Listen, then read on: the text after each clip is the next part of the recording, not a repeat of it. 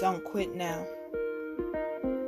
If you quit now, you end up right back where you first began.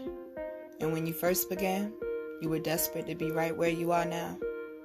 Keep going. Yeah, I've heard me say time and time again, I started writing when I was 4. You also probably heard me say that my trauma also started at 4. I came home from preschool one day and my cousin told me to get naked. Right then, my innocence was took. My childhood became shattered in that moment.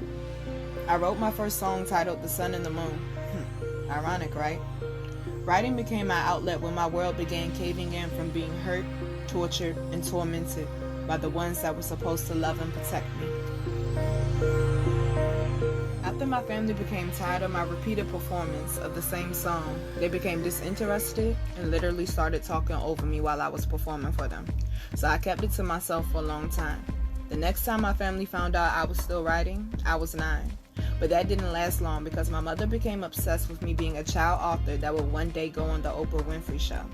So I stopped writing because my gift that was my secret and healing space became my family's future meal ticket.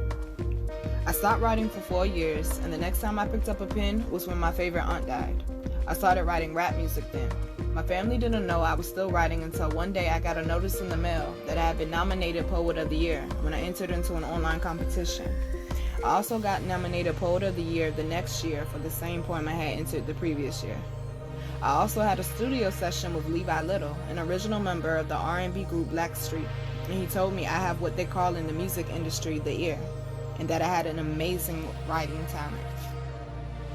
I still kept my writing to myself, and I entered into a poetry competition my college was having to get published in the annual literary book. The first year I tried, I got denied, and I felt so defeated.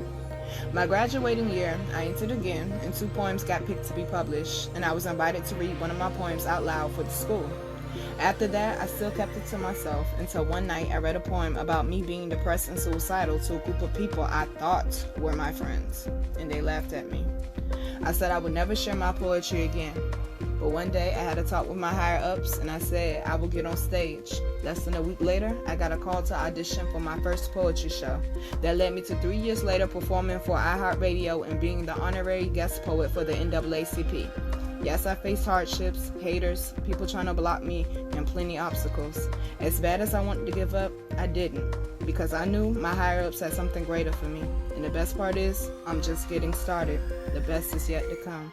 Invest in yourself and don't quit. I'm the Virgo Garden, and this is Motivational Mondays.